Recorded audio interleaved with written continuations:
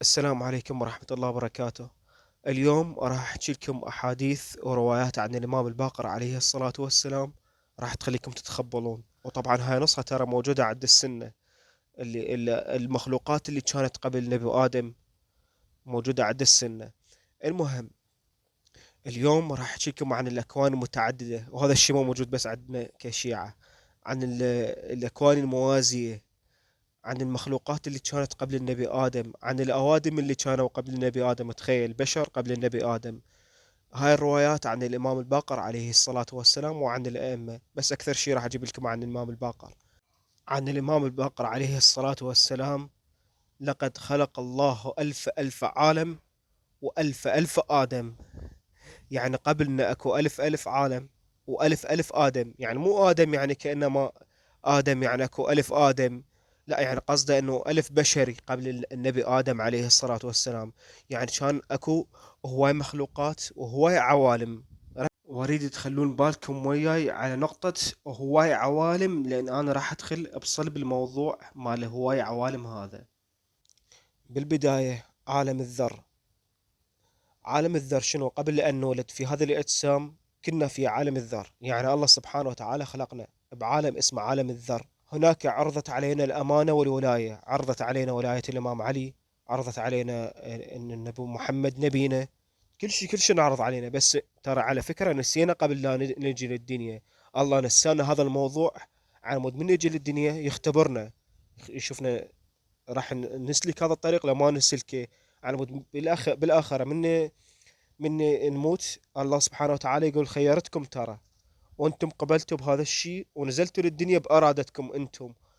بينما احنا كانوا معظمنا انه اختار يكون ملائكة. ترى على فكرة الملائكة كانوا مخلوقات عادية مثلنا، بس هم اختاروا انه يكونوا ملائكة على مود ما يدخلون بهاي الاختبار، لان ما يردون هذا الاختبار.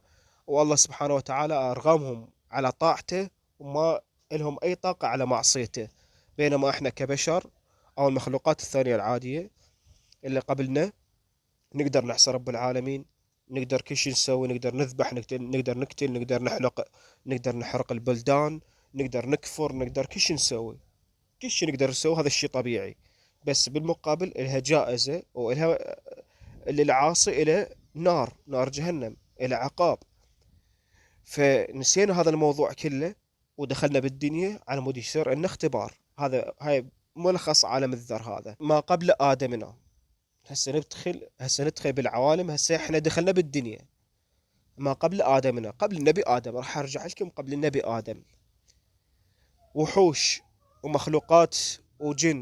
المخلوقات اسمها البن والسن والحن والبن قبل الجن. هاي ترى قبل النبي آدم. مخلوقات غريبة عجيبة من الله سبحانه وتعالى. قال إني جاعل في الأرض خليفة. شنو ردوا عليه الملائكة؟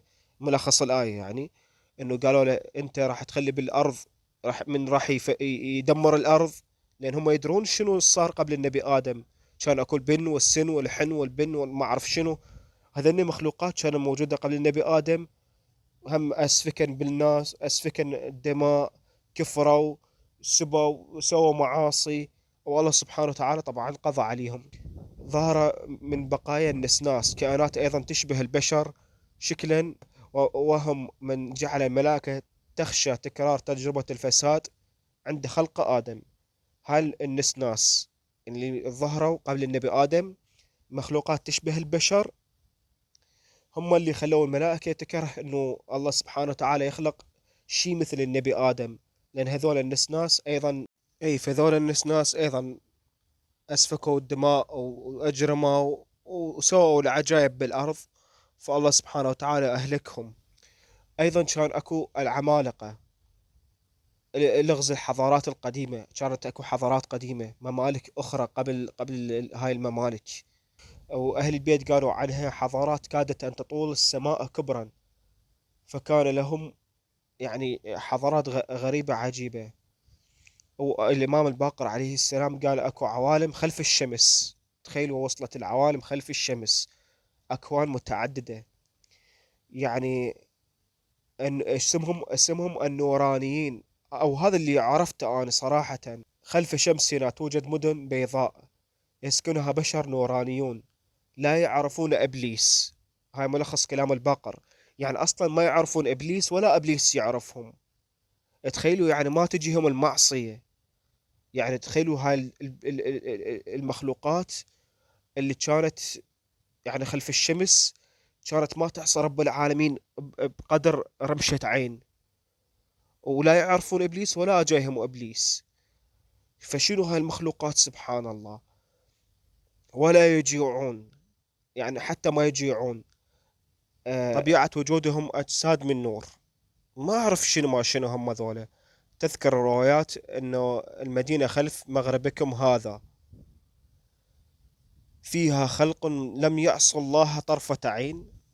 عالمهم لا يحتاج إلى شمسنا هذا، فنورهم يستمدونه من تسبيحهم. يعني النور مالتهم يستمدونه من تسبيحهم، يعني هم يسبحون ويستمدون النور مالتهم من تسبيحهم. فيه يوميض إلهي خاص، وأرضهم توصف بأنها بيضاء أو خضراء براقة، لا يعرفون الخطيئة. الروايات تقول أنهم لا يعرفون من هو إبليس، ولا يخطر على بالهم عصيان الله قط. طعامهم وشرابهم لا يحتاجون إلى الزراعة والصناعة، بل طعامهم هو التسبيح. تخيلوا، سبحان الله سبحان الله، هذا هو طعامهم وشرابهم. وعلى فكرة، على فكرة، أن الأئمة يقدرون يروحون للعوالم هاي المتعددة، ويقدرون يزوروهم ويقدرون يشوفوهم، لأن الأئمة خارج عن الطبيعة، عندهم معجزات خيالية. الأئمة والنبي محمد صلى الله عليه وآله وسلم. وأكو قوم في مدن اسمها جابلقة وجابرسة، تقع في أقصى المشرق، ووحدة تقع في أقصى المغرب. سكانها يقال أن عددهم لا يحصيه إلا الله، وأن مساحة كل مدينة منها مسيرة 40 يوما للشمس. هناك روايات تشير أنهم يملكون خيلا وأسلحة ليست من حديد، وأنهم ينتظرون الإذن الإلهي ليكونوا من أنصار الحق في آخر الزمان. يعني ذول راح يكونون من أنصار الإمام المهدي عليه الصلاة والسلام. يعني السيوف اللي عندهم من نور مو من حديد. وذول اللي قوم مثل ما قلت لكم راح يشاركون ويا الإمام المهدي عليه الصلاة والسلام، وراح يكونون من أنصاره. وقصتهم تقدرون تشوفوها على اليوتيوب حتى ما طول عليكم الفيديو. عن أمير المؤمنين عليه الصلاة والسلام، أخذ بعض أصحابه وسخر السحاب. الغيمة نزلت إلى الإمام علي عليه الصلاة والسلام، صعد فوق الغيمة. ها شنو؟ اسمع واسكت حباب. والغيم طار بي هو وأصحاب، وراحوا لهاي المدن اللي هي اسمها جابلسة، مدينة العجائب. أسوارها من نور. مدينة ليست مبنية من حجر، من نور. جيوش لا تنتهي. وطبعا هاي العوالم المتعددة والأشياء ما نقدر احنا نشوفها، وما نقدر نوصل لها. احتمال اكو كواكب، مو احتمال، هي 100% اكو على حسب اللي قريتها.